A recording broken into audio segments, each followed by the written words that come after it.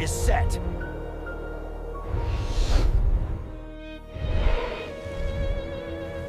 A flick of a feathered tail is the only signal. Hidden by crimson dunes, a pack of assassins waits.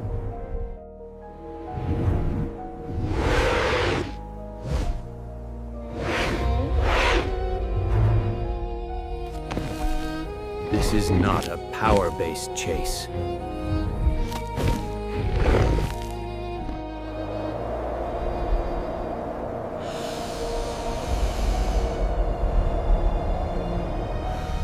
It is a coordinated assault, powered by lethal intelligence.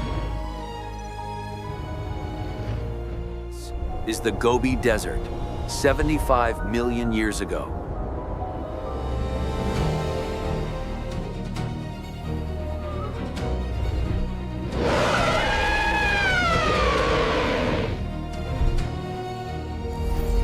Designation: Velociraptor mongoliensis.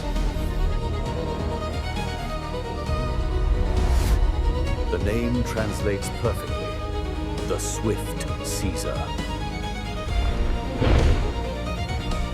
A title this creature earned in a brutal world. Forget the oversized movie monster.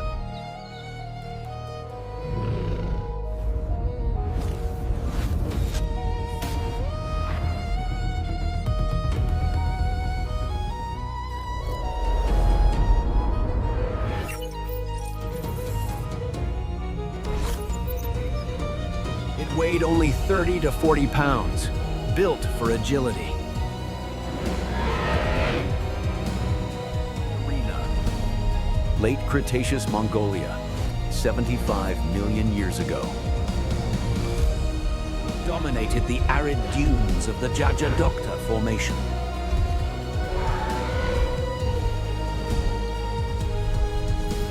Its fighting style was hyper-carnivore. Coordinated specialist that targeted specific, dangerous prey. Discovered in 1923, it became an icon of lethal intelligence. This was not a jungle.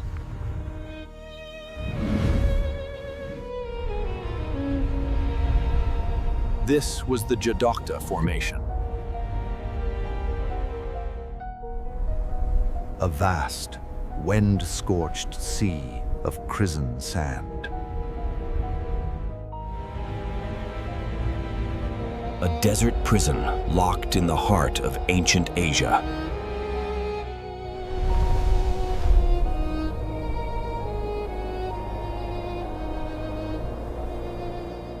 This arena was an antagonist defined by scarcity.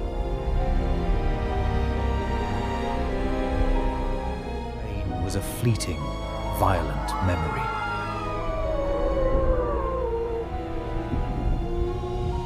The sun was a tyrant, and the sandstorms were torture.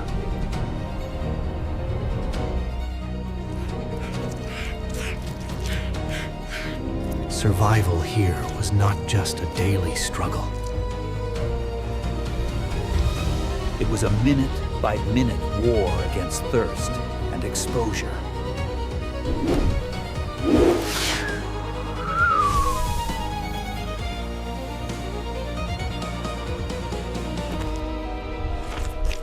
The ground was prowled by small, scurrying mammals.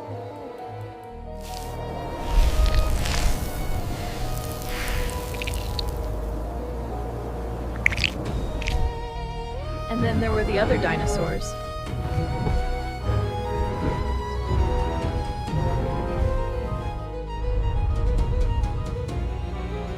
This ecosystem was a powder keg of desperation. Primary food source was the stubborn Protoceratops. A tough, beaked herbivore, itself a walking fortress of muscle. Oviraptor, the misunderstood nest guardian, competed for scraps. This is not an arena of hulking giants. It is an arena of desperate, agile, and specialized survivors.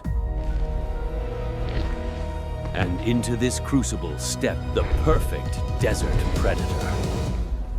Velociraptor was the physical definition of the hunter class. But it was not a hunter defined by brute force.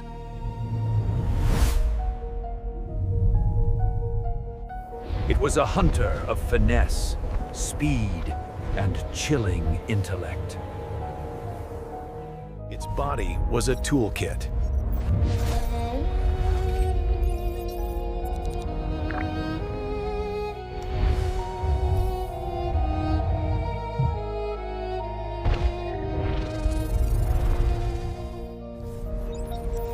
A stiff, rigid tail acted as a dynamic counterbalance. This allowed it to change direction instantly, a biological rudder. The most effective weapons aren't always the ones we design.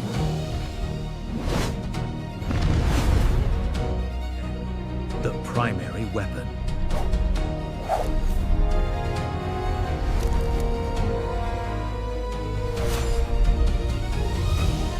We must immediately ignore the Hollywood myths. The 5-inch sickle claw on the second toe was not for slashing. It was a grappling hook, a tool of absolute restraint.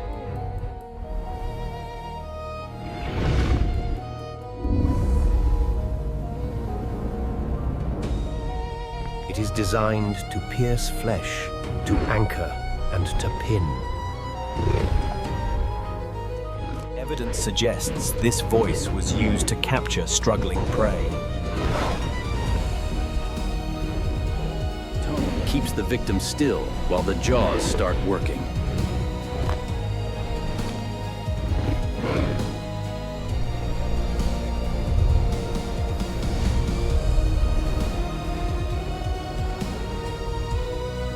But its claws were not the true weapon.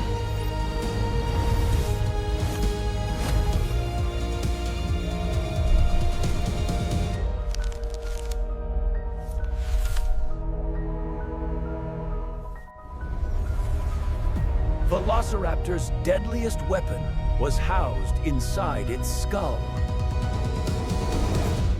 It possessed a large brain relative to its body size. Its senses were incredibly sharp, especially its hearing and vision. This was the processor required for complex social behavior. It was the engine that powered the pack.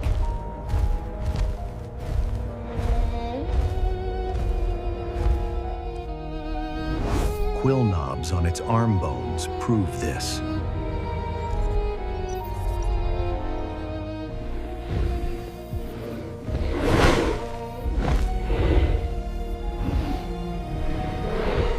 Sensory input and intellect made it a terrifyingly precise killer.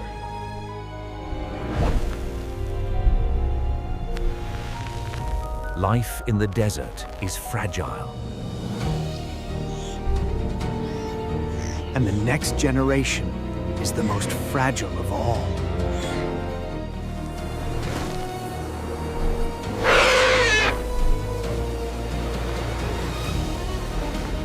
They likely built simple scrapes in the sand, guarding them fiercely.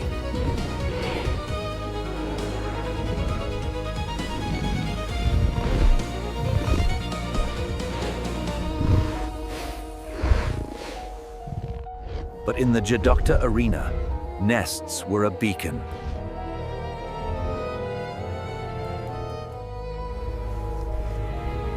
They were a high-protein buffet for scavengers and desperate rivals. The adult hunters were the nest's only line of defense.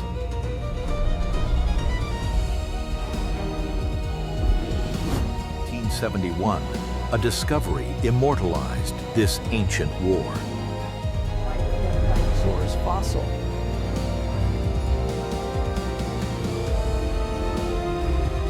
It's a snapshot of the ultimate mutual destruction.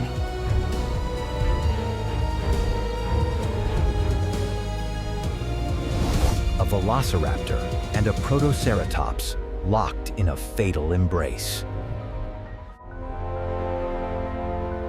The Protoceratops has crushed the hunter's arm in its powerful beak.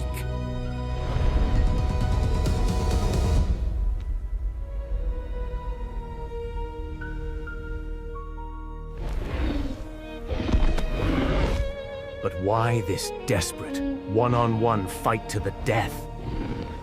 This was likely not simple predation. A pack would not send one member to fight an adult Protoceratops. Many paleontologists believe this was a battle over the nest. This single fossil captures the entire tragedy of survival.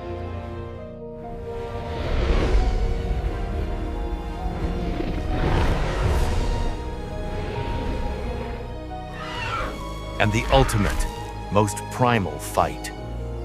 The fight for the future.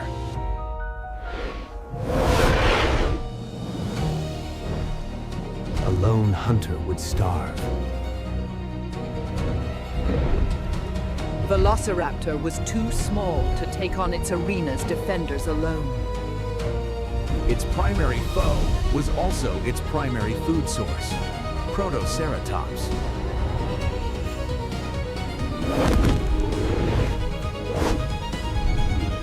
This was not an easy target. It was a muscular, pig-sized brawler with a crushing beak. To succeed, Velociraptor needed allies. It needed the pack.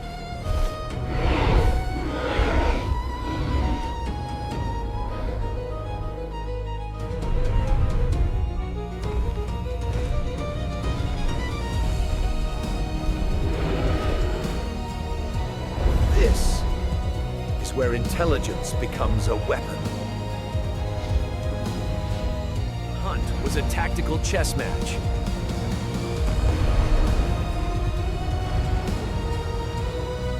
Pack would move through the dunes, silent and coordinated. They would test the herd, looking for the weak, the old, or the young.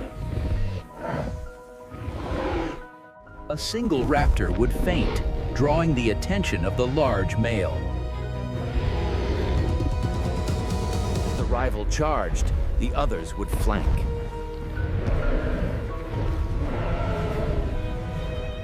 They will isolate the target from the protection of the herd.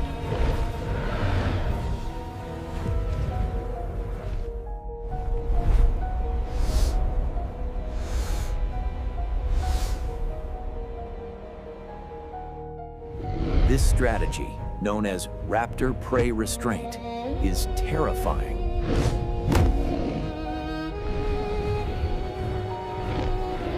The wolves will use sickle claws to anchor. They cling to the panicking animal, using their feathered arms to keep their balance.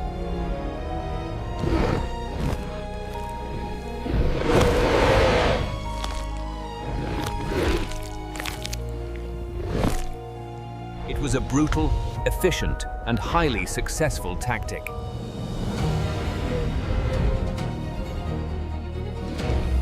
It allowed a pack of 30-pound assassins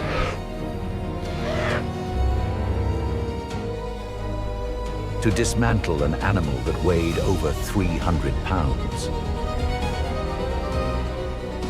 The dunes eventually fell silent.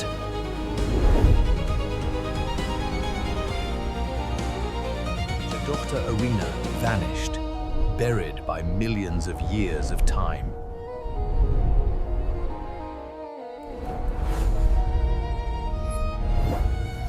But Velociraptor's legacy is twofold. First, there is the cultural legacy. Look closely, and you will see the true face of the prehistoric world's most efficient hunter. The big, intelligent monster of Hollywood nightmares. It is the intelligent, oversized monster of Hollywood nightmares.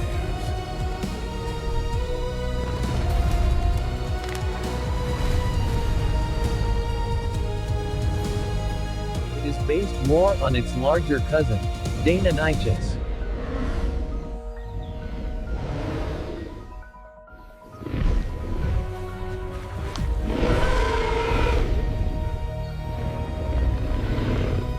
But its true legacy is biological.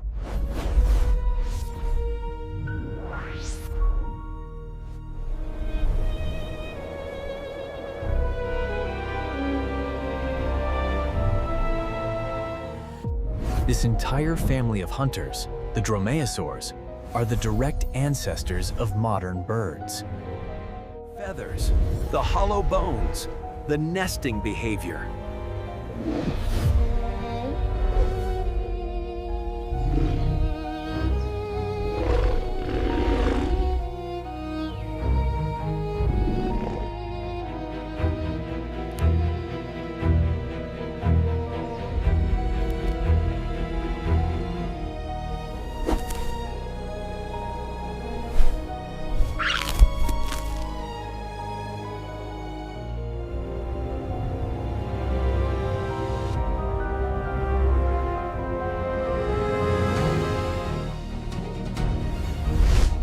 Velociraptor was a paradox.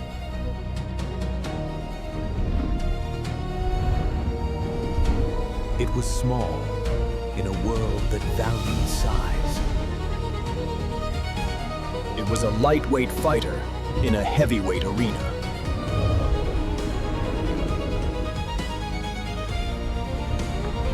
It survived, not with armor or with brute force. It survived because it proved that intelligence and cooperation are the deadliest weapons of all.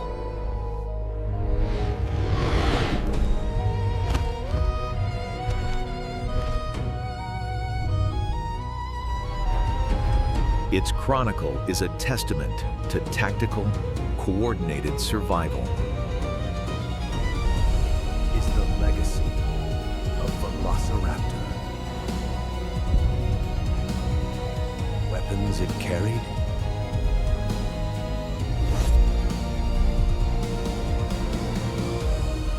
Best it sacrificed for?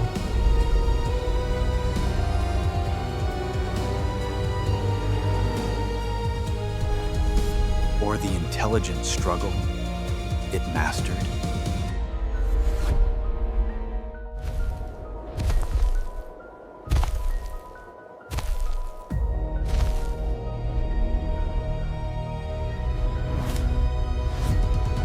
Whose survival chronicle should we reconstruct next?